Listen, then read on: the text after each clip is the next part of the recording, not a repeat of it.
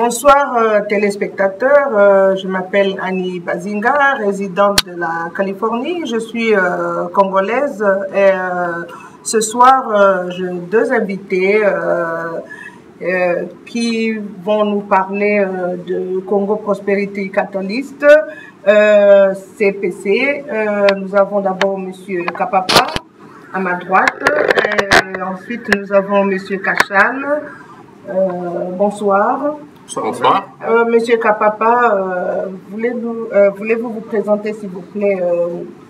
Nous avons les spectateurs, nous voulons quand même savoir qui vous êtes, qu'est-ce que vous faites, tout ça. Merci beaucoup.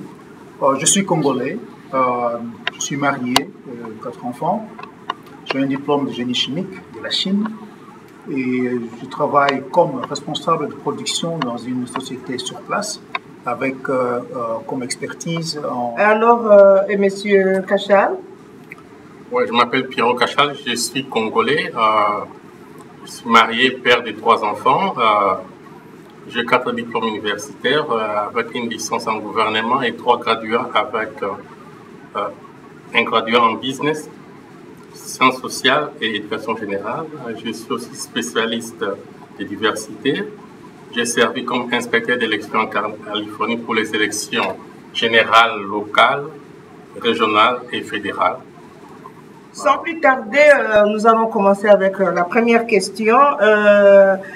Monsieur Kapapa, nous allons commencer avec Monsieur Kapapa. Monsieur Kapapa, veuillez présenter le nom de votre organisation et la date de sa fondation en Californie. Notre organisation s'appelle Congo Prosperity Catalyst. Nous avons créé cette organisation il y a maintenant 2 ans. Congo, donc c'est une organisation qui a comme objectif de parler, disons, des problèmes congolais, donc des activités bases pour le Congo. Vous entendez le mot prospérité, nous voulons un Congo prospère.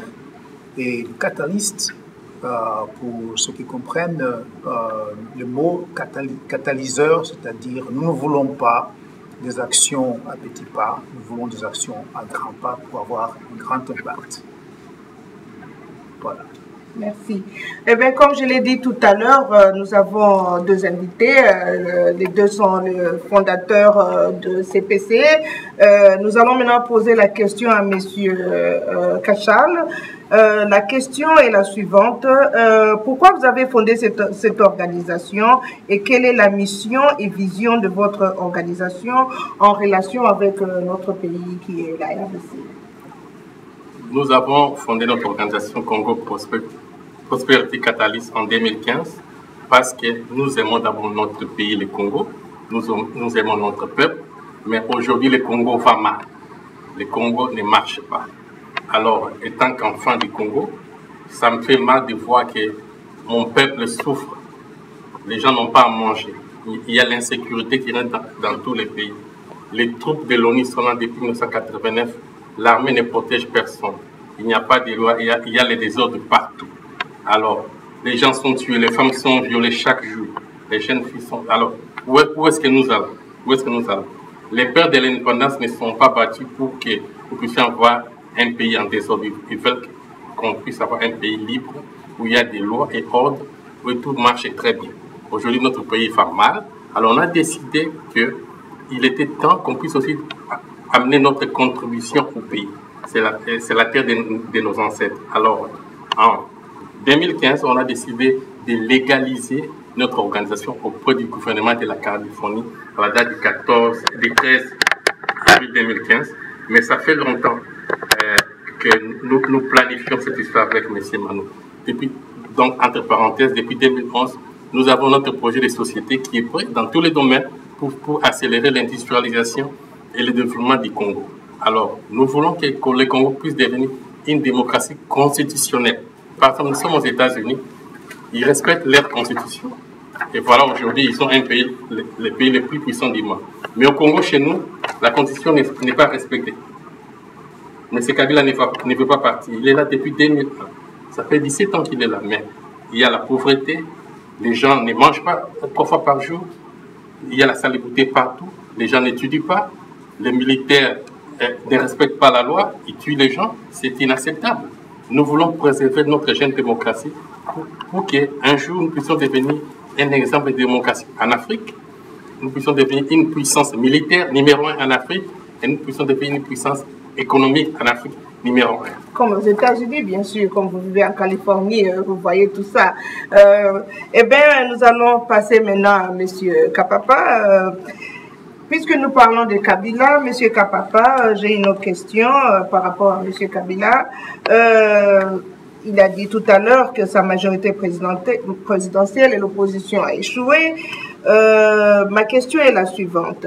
Quelle est votre solution pour sauver le pays de cette classe politique d'échec et de la communauté? Nous avons un problème sérieux dans notre pays. Nous avons un problème de la classe politique, une classe politique qui n'a pas pris ses responsabilités de protection de la population. Nous avons à la tête un président qui ne respecte pas la Constitution. Nous avons à la tête du Sénat, ce qui est vraiment déplorable, un président qui est juriste, professeur d'université. Vous croyez que, en tant que juriste, il serait la personne qui pourrait préserver la Constitution. Nous avons pour le moment l'Assemblée qui est devenue illégale. Alors, qu'est-ce qui nous reste comme peuple? Il ne reste plus que la Constitution. C'est pourquoi nous demandons à notre peuple de se prendre en charge par la Constitution qui nous permet, en son article 64, il n'est plus question de tolérer des incapables à la tête de notre pays. Ça a assez duré, il est temps qu'ils partent. Donc, le message est clair à M. Joseph Kabila. Son mandat est terminé, il faut qu'il parte. À la classe politique actuelle, vous avez complètement échoué, vous devez partir. Vous voulez ajouter quelque chose? Je voulais juste ajouter quelque chose sur la classe politique pour dire ceci. Ce n'est pas seulement que le peuple doit se prendre en charge avec l'article 64, mais la Constitution donne l'article 23 la liberté d'expression au peuple. Il n'y a pas que aussi l'article 25 de la Constitution donne les droits des rassemblements pacifiques. L'article 26 donne aussi les droits au peuple de se rassembler. Donc, tout est là. Nous avons la Constitution qui est là, qui nous reste. La classe politique est pourrie, elle est morte, elle doit partir, elle doit aller en retraite. Nous voulons une nouvelle génération de leaders pour sauver notre pays.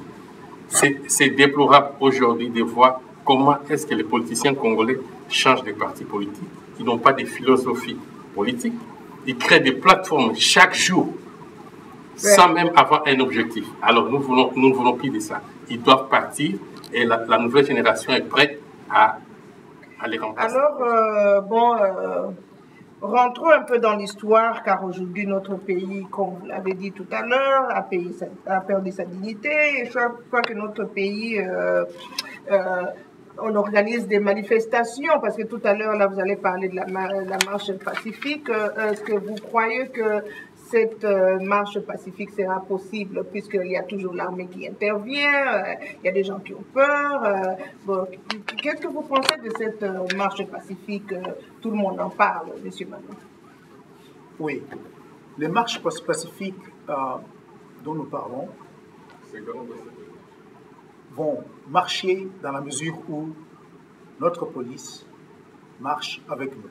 C'est-à-dire, la police a pour mission d'encadrer, de renforcer la loi.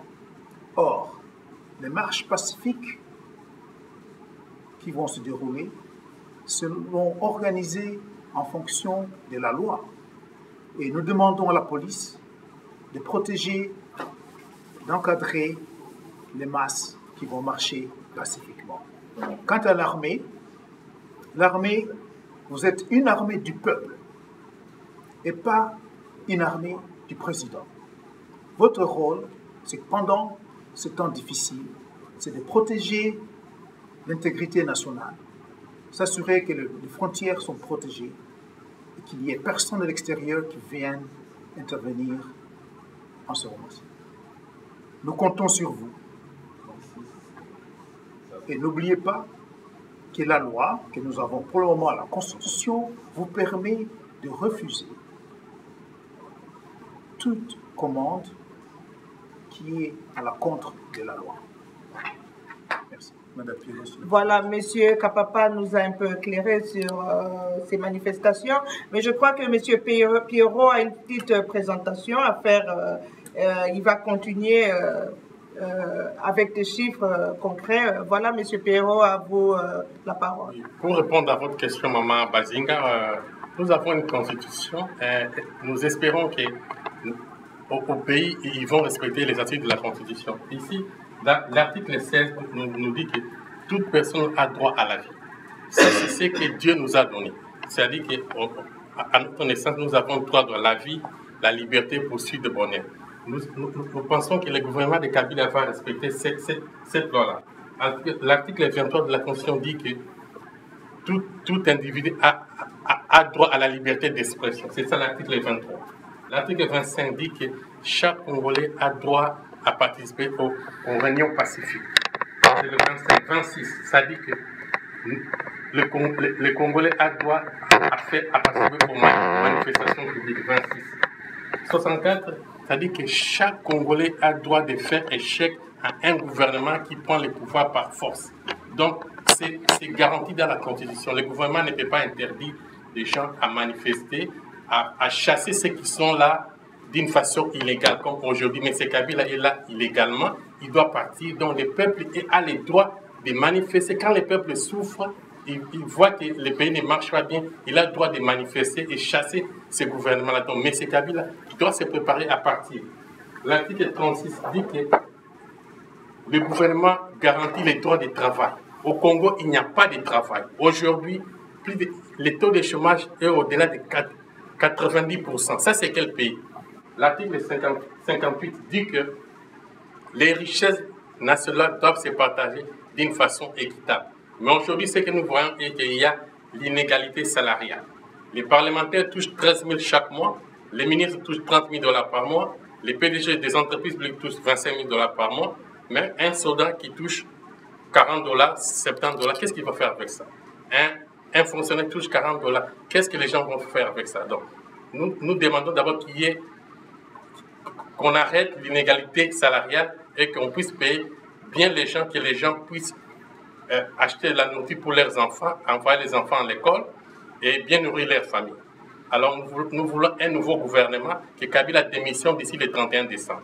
Merci. Merci beaucoup, Monsieur Kachal. Les Américains diront « Wow ». J'étais vraiment impressionné avec votre présentation.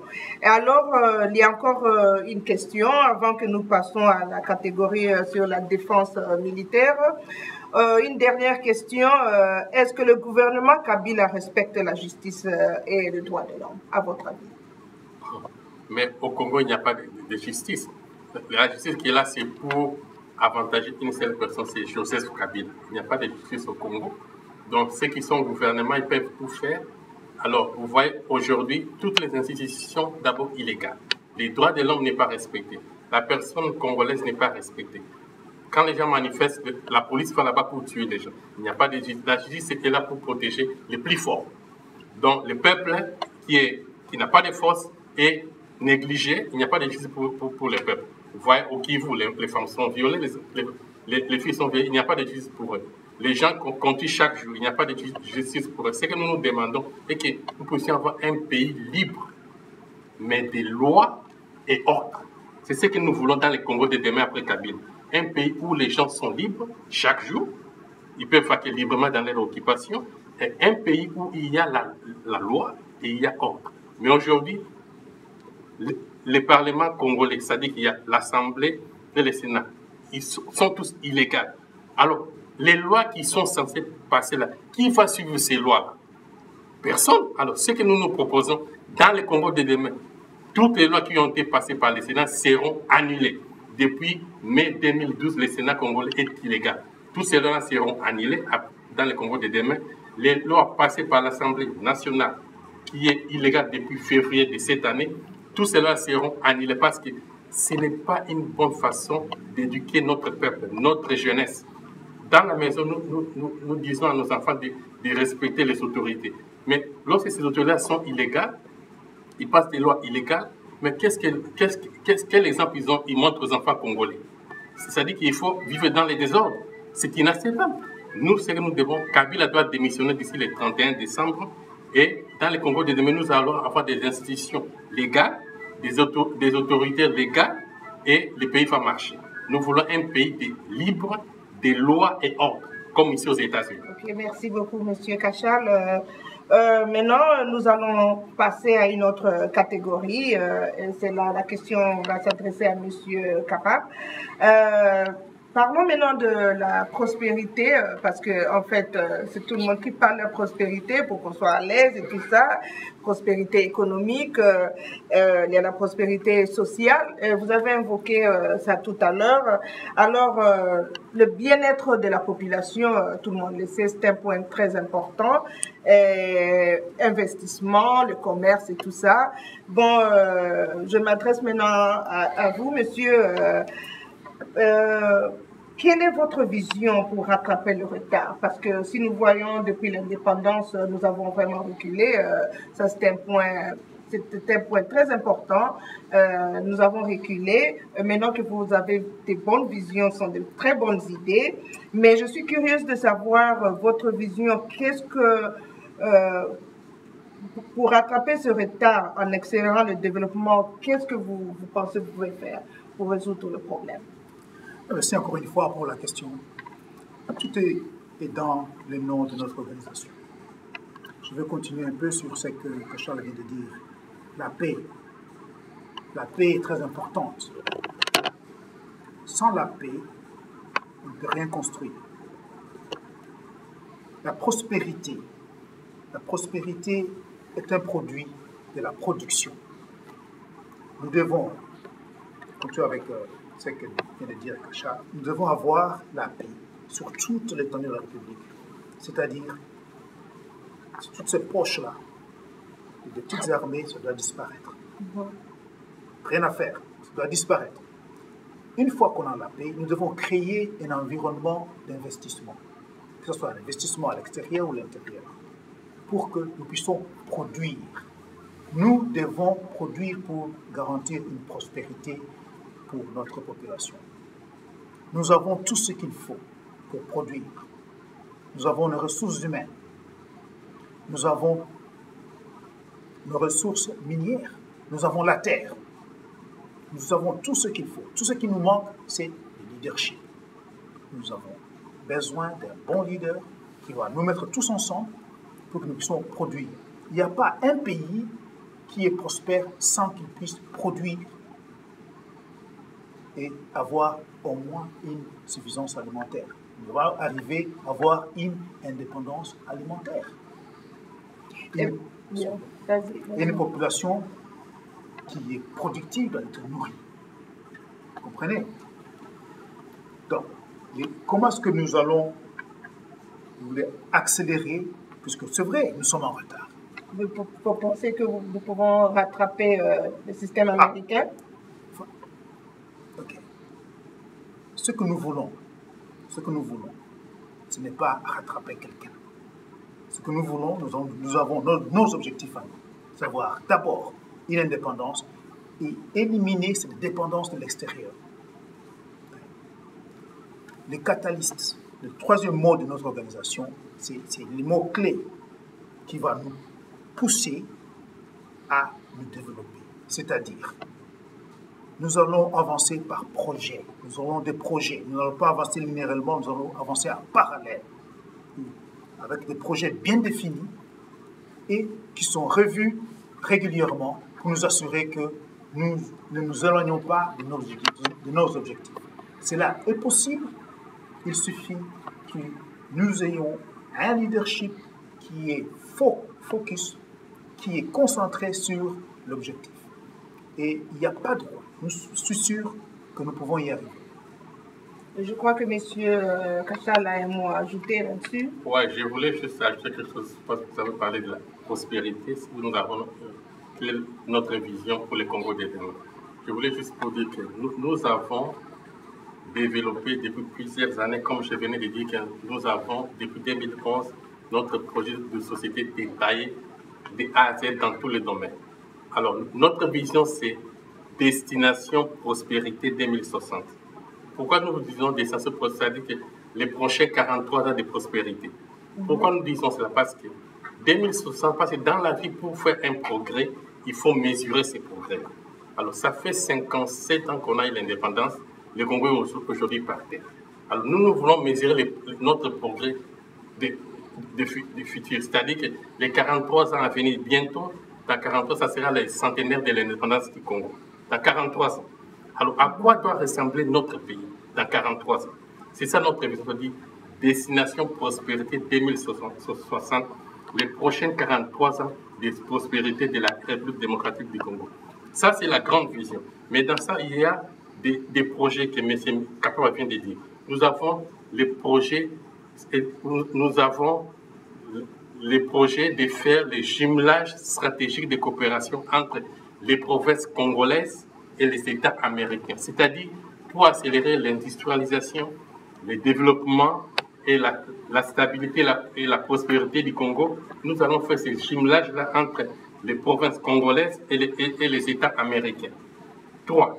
Nous avons un plan Marshall détaillé avec même des projections budgétaires dans tous les domaines de la société pour faire avancer le Congo. Et puis 4, nous avons des priorités nationales.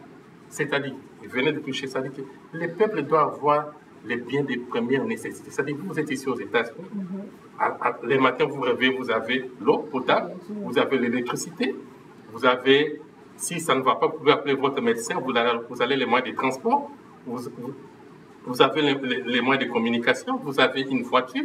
C'est facile. Nous voulons, ça, ce sont les nécessités. Nous voulons aussi que notre peuple, dans un pays aussi riche comme le nôtre, que les peuples puissent avoir ça. Mais pour que cela existe, nous devons avoir des lois. Les gens doivent vivre dans la paix, l'ordre, pour que ces conditions deviennent possibles. Alors, nous devons aussi produire.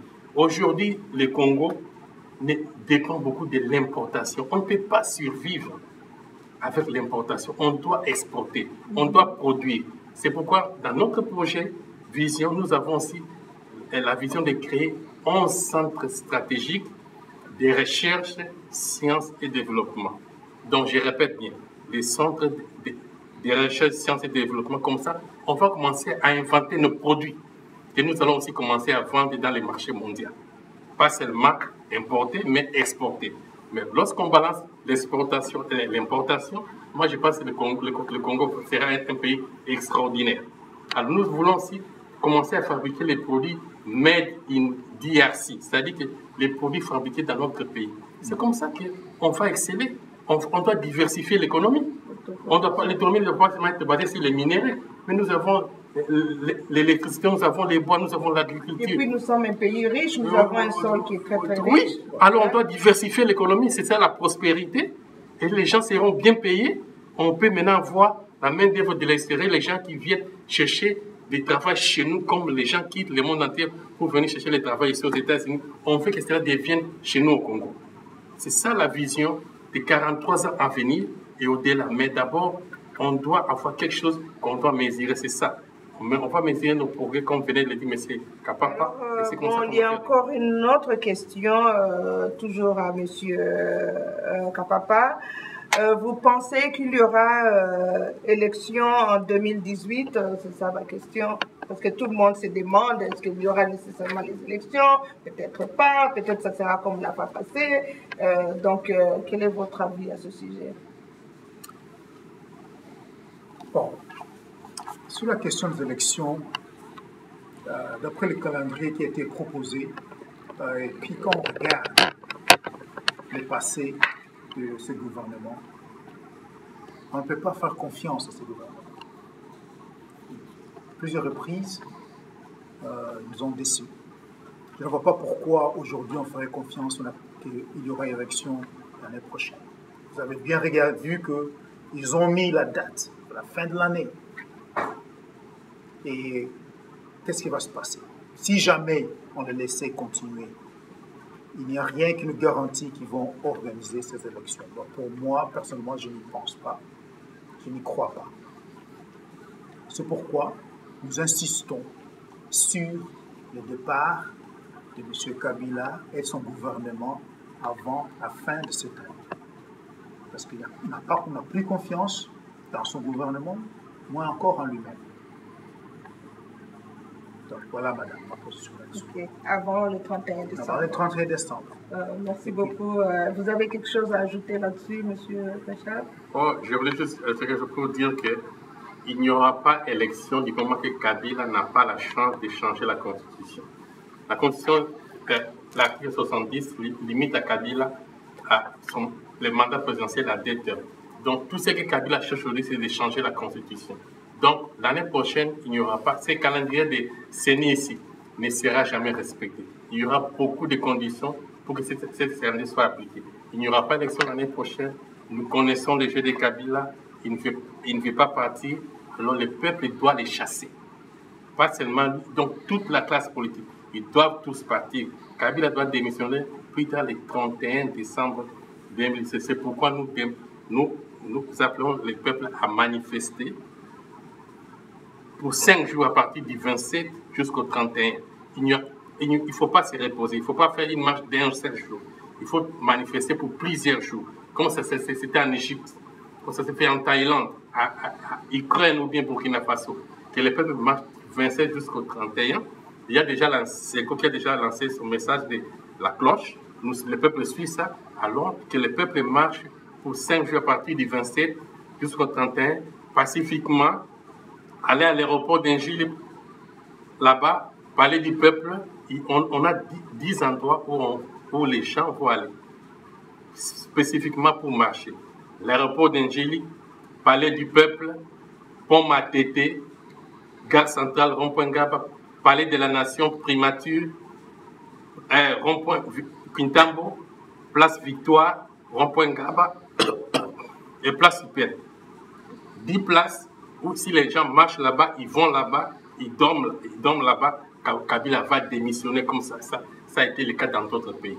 Alors, ce que nous voulons aussi proposer dans les Congo de demain pour éviter les problèmes que nous avons aujourd'hui du calendrier électoral, nous voulons que l'élection présidentielle se passe dans la date de l'indépendance le 30 juin, une fois chaque 5 ans. C'est-à-dire, si l'année prochaine, nous avons l'élection le 30 juin, le peuple va voter pour le président. 5 ans encore après, en 2023, il y aura élection présidentielle. 5 ans encore après, 2028. Chaque 5 ans, le peuple va voter pour le président. C'est connu. C'est comme ici aux États-Unis, 4 ans après, au mois de novembre, même les enfants savent qu'il y a l'élection présidentielle. C'est ce que nous proposons. Pas les histoires de CENI, une commission électorale corrompue. On n'a plus besoin de ça. On fait ça. Mais pour les élections locales, municipales, urbaines, provinciales, législatives, nous proposons que cela se passe une fois chaque 5 ans à la date des martyrs de l'indépendance. Parce que ces gens-là ont versé leur sang pour notre liberté. Je ne pense pas que là où ils sont fiers de la nouvelle classe politique. Non, ils ne sont pas fiers. Alors, tout ce que beaucoup de ces gens sont en train de faire aujourd'hui, ils auront leur jour de jugement. Ils seront jugés, tous ces pays ici-bas. Mais nous voulons des dates permanentes des élections à la date du 4 janvier et à la date du 30 juin. Comme ça, on n'a pas besoin d'attendre de la CENI de nous envoyer un calendrier là qui remplit des mensonges. On n'a pas besoin de ça. Ok. Merci téléspectateurs. Vous êtes toujours à l'écoute. La voix du peuple, c'est la voix de Dieu. Et alors, parlons un peu de la population, l'approche de la population. J'ai encore une question pour vous, M. Kachal. Avant de terminer, parlons de la situation de proche de la population, c'est-à-dire finances du peuple, parce que ça, c'est un point aussi très, très important. Nous allons l'aborder finalement. Alors, quelles sont les priorités du futur de votre CPC? Quelles sont vos priorités? Parce que vous avez tellement le souci du peuple congolais. Alors, je suis curieuse de savoir les priorités que vous avez sur le plan de finances du peuple. D'abord, dans les Congo de demain, notre vision, comme je venais de parler de RDC Destination Prospérité 2060, nous avons des projets dans tous les domaines. Nous allons diversifier l'économie pour promouvoir la prospérité. Mais dans ça, nous avons aussi des programmes pour des créations rapides d'emplois. Parce qu'il faut créer d'emplois. Mais pour créer d'emplois, on doit avoir des projets. C'est-à-dire que si nous avons des projets de construction, construire des routes, des autoroutes, avoir des plantations, moderniser la pêche, l'élevage, moderniser l'électricité. Nous voulons que le Congo de demain soit électrifié, du nord au sud, de l'est à l'ouest. Le pays doit être électrifié. Sans électricité, on ne peut pas parler de développement au Congo. Oublions cela. Le pays doit être électrifié. Mais avec tous ces projets-là, il y aura d'emplois. On va moderniser l'industrie des mines. On va moderniser l'industrie des bois, l'industrie touristique. On doit construire un pays beau, qui est beau, où il n'y a pas de saleté, où les gens vivent et ils respirent quand même bien, ils vivent dans de bonnes maisons. Alors, le travail sera là. Mais tout ce que nous voulons que dans les Congo de demain, c'est pourquoi nous allons faire les jumelages entre les États américains et les provinces congolaises. Pour accélérer l'industrialisation, le développement de notre pays, la prospérité. Mais c'est très important, nous avons dans notre projet déjà limité quel est le salaire minimum qu'un peuple peut vivre avec. Les salaires minimums, un salaire de... Ici aux États-Unis, il y a les salaires minimums. Nous avons déjà déterminé ça pour le Congo de demain. Que quelqu'un doit toucher tel montant. Mais pour que cela soit appliqué, nous devons d'abord faire des recensements de la population. Savoir combien de peuples nous avons. La dernière fois qu'il y a eu un recensement, c'était en 1984. Ça fait il y a très longtemps, plus de 30 ans. Et puis, on va donner la carte d'identité à la population. 2. Il y aura une loi où chaque citoyen doit ouvrir un compte bancaire. Le gouvernement pourra assister dans ça aussi. Nous avons aussi le projet que lorsqu'un enfant est né, à l'âge d'un an, le gouvernement ouvrira un compte bancaire à cet enfant-là pour commencer à investir dans l'enfant. Comme ça, il y aura ce sens-là de patriotisme et nationalisme dans l'enfant. 4. Nous allons créer un département de protection des consommateurs, c'est-à-dire pour lutter contre les prix et l'inflation, tout ça. On doit avoir ça, protéger le peuple, parce que comme ça, nous avons une monnaie que les gens utilisent. On ne peut pas utiliser les devises et la monnaie nationale. On doit avoir une seule monnaie. Ici aux États-Unis, on consomme quoi? Les dollars. Si je comprends, donc vous allez supprimer le système de Cambis? Ça va disparaître directement. J'étais étudiant à l'université de Kinshasa dans la faculté des sciences économiques en 1991. Quand ces histoires de Cambis avaient commencé, j'étais étudiant en première graduée. J'ai dit aux gens, cette histoire, ça va amener beaucoup de mauvaises conséquences dans notre société.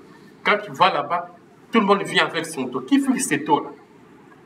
Est-ce que nous sommes en train de créer une société des gens qui vont commencer à mentir les gens, escroquer les gens? On doit supprimer des choses comme ça. J'ai dit ça en 1991, ça fait plus de 26 ans que cette histoire existe. Dans le Congo de demain, dans notre vision du Congo prospère, on va supprimer ça dès les premiers jours. May I have your attention, please? The library will close in 30 minutes. Library card applications will be processed until 15 minutes to closing. Thank you. Dès les premiers jours, l'histoire de Cambis sera supprimée. Nous voulons avoir, nos banques doivent avoir des capitaux. Les banques fonctionnent avec des capitaux. Les gens vont avoir des comptes, ils vont utiliser ça. Les compagnies vont progresser. Le Congo deviendra un pays extraordinaire. Mais les gens doivent avoir des comptes bancaires. Mais pour avoir ça, nous devons d'abord faire les recensements. Et le salaire va nous permettre de bien planifier pour les budgets de notre pays. Aujourd'hui, on va bientôt terminer, le budget national du Congo est vraiment maigre. L'année prochaine, le budget sera de 5 milliards.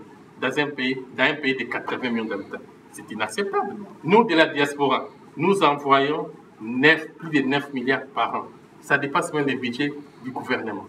Ça, c'est la Banque mondiale qui a fait son étude et dit que non, la diaspora contribue plus de 9 milliards chaque année. Donc, notre contribution dépasse même le gouvernement national. Est-ce que cela est acceptable? Le gouvernement Kabila ne sait plus quoi faire. Ils doivent partir. Sur ce point-là, je voudrais vous montrer quelque chose. Il ne faut pas, parce que nous voulons créer du travail.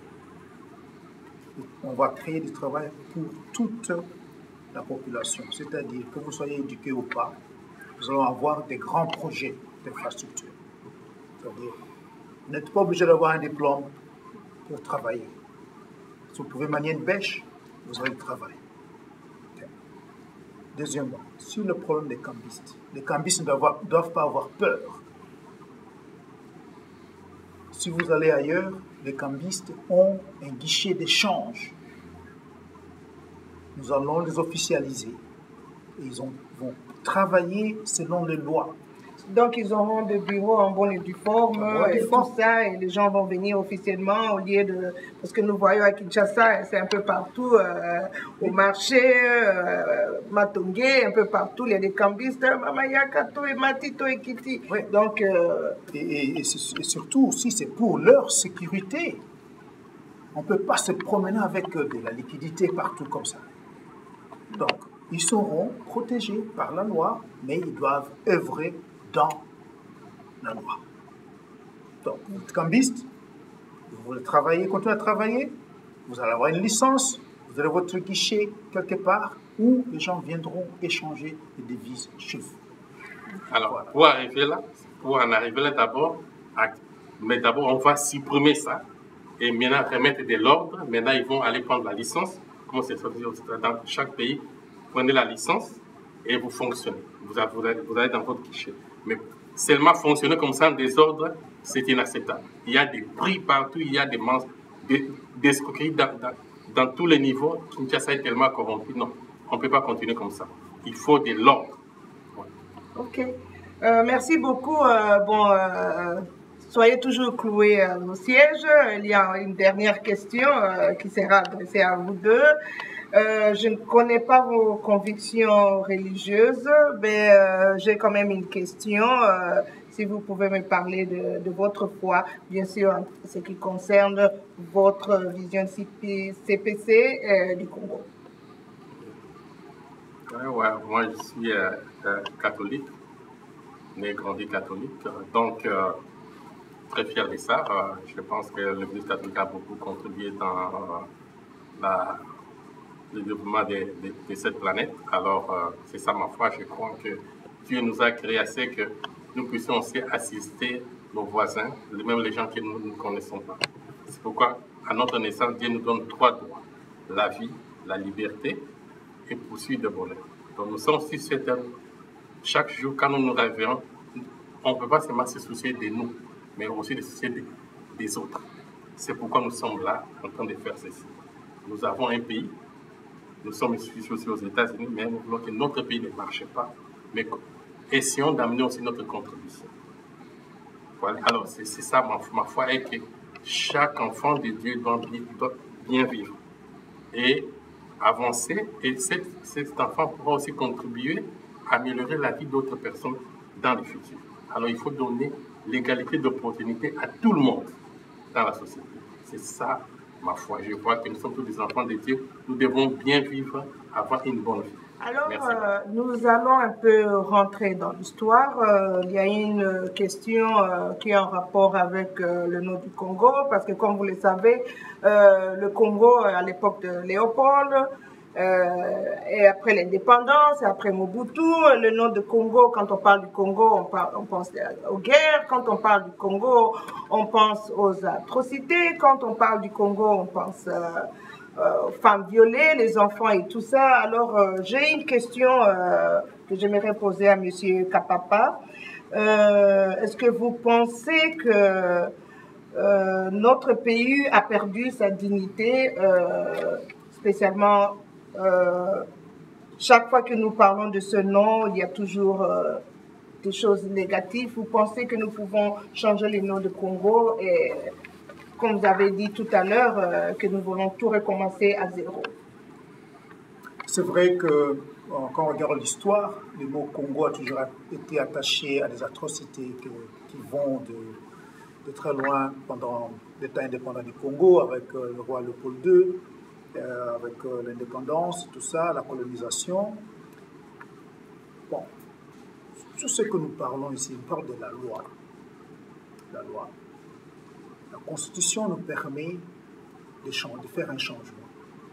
Et si aujourd'hui, sur proposition, le peuple accepte, comprend que le nom de notre pays peut changer, moi personnellement je serais pour plusieurs raisons. Aujourd'hui, quand on parle du Congo, je ne sais pas, vous êtes Congolais, le Congo de Brazza, le Congo de Kinshasa, c'est très une ambiguïté. Donc, je serais pour, personnellement, que ce nom change. Et ça ne sera pas quelqu'un qui arrive, qui prend le pouvoir et dit, voilà, à partir d'aujourd'hui, nous revenons au nom Congo à la place du nom Zaïre. Mais cette fois-ci, ça sera le peuple qui va décider, qui va déterminer, voilà, nous pensons que ce qui est présenté devant nous vaut la peine et logique que le nom change. Et il n'y a pas de souci là-dessus. Tu veux ajouter quelque chose là-dessus? Oh, oui, c'est juste ça, quoi. Donc, le nom du Congo a toujours eu une connotation un peu bizarre. Alors, nous pensons que dans les Congos de demain, c'est les gens qui seront dans le leadership et proposer ça au peuple. Parce qu'aujourd'hui, moi étant qui Congolais, ces noms-là me met un peu mal à l'aise. Parce que quand on parle du Congo, c'est un pays pauvre. Mais le Congo n'est pas un pays pauvre. Quand on parle du Congo, ce sont des guerres, des tueries. Donc, tout ça. Alors, on doit mettre fin à ça. Comme c'est capable de venir de dire, maintenant, il y a confusion entre les Congolais de Brazzaville et les Congolais de Kinshasa. Non. Moi, je pense qu'on doit donner le peuple la chance de voter. Nous avons une constitution ici. Alors, on leur donnera la chance de voter sur ça entre les noms du Zaïre, du Congo, ou un autre nom, mais moi, je souhaite qu'on change ces noms. Ça doit être changé. Et restons sur cette histoire-là, aussi des lois.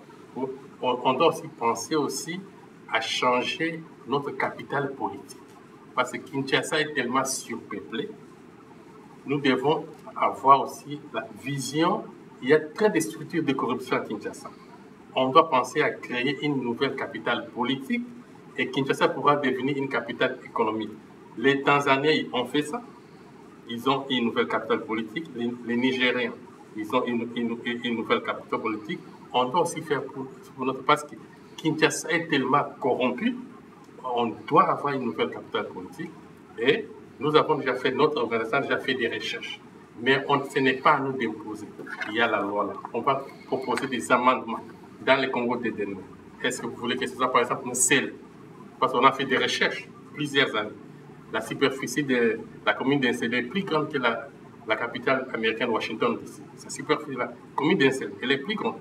La superficie de la commune d'Insele est plus grande que la ville de Paris, la capitale française. Donc, on peut installer notre capitale politique là-bas et c'est une proposition, mais ce n'est pas nous de décider d'un problème. Le peuple votera et la constitution sera amendée. Mais ça, c'est quelque chose à parce qu'on ne peut pas continuer avec les mêmes habitudes et espérer d'autres résultats. Ça ne marche pas comme ça. On proposait que Kinshasa devienne la capitale économique, comme ici aux États-Unis, il y a New York, qui est la capitale économique. Et puis, on aura une autre ville qui sera la capitale politique, là où les gens, ceux qui veulent devenir des politiciens, des leaders du futur, réfléchissent calmement sur les matières nationales, parce que ce sont des matières sérieuses, où les gens doivent passer tourner leur cerveau pour faire avancer les pays. Alors, on ne peut pas continuer avec Kinshasa. On va changer, on va proposer, et le peuple votera s'ils veulent une nouvelle capitale politique et une nouvelle capitale économique. Moi, je pense que ça sera une bonne option. Surtout que nous allons pousser l'idée de jumelage entre les provinces congolaises et les États américains.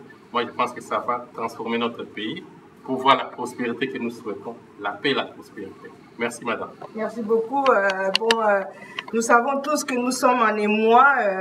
Nous sommes tous emportés par la vague torrentielle des élections et nous venons d'apprendre que le Sénat et l'Assemblée viennent de voter une nouvelle loi électorale.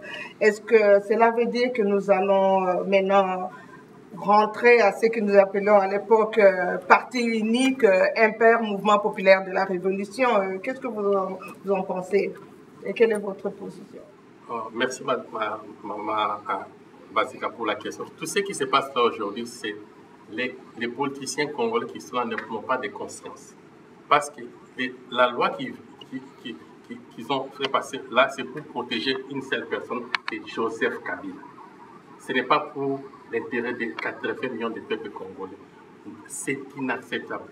Mobutu avait déclenché le processus de démocratisation le 24 avril 1990. Cela est irréversible. On ne peut pas reculer. On va protéger notre jeune démocratie. Tous ceux qui sont en train de faire, c'est pour les garder au pouvoir. Et Kabila ne sera pas au pouvoir. Kabila va partir. Il n'y aura pas le système de partis, ni ou bien un parti domine tout le monde. Non, il n'y aura pas cette histoire-là. Nous sommes en train de travailler. Kabila doit démissionner au plus tard le 31 décembre. Si nous ne démissionnons pas, le peuple va continuer à manifester pacifiquement jusqu'à sa démission. Donc, on répète, il ne démissionne pas le 31, on va continuer au mois de janvier, février, jusqu'à ce qu'il démissionne. Le peuple a le droit d'occuper les places publiques et le peuple occupera cela jusqu'à ce que Kabila démissionne. Et comme ça, on aura un nouveau pays, un nouveau leadership et personne ne blaguera encore avec nous. Jamais. Merci beaucoup, M. Kachal. Voilà, c'est la fin de notre mission. Merci de nous avoir suivis.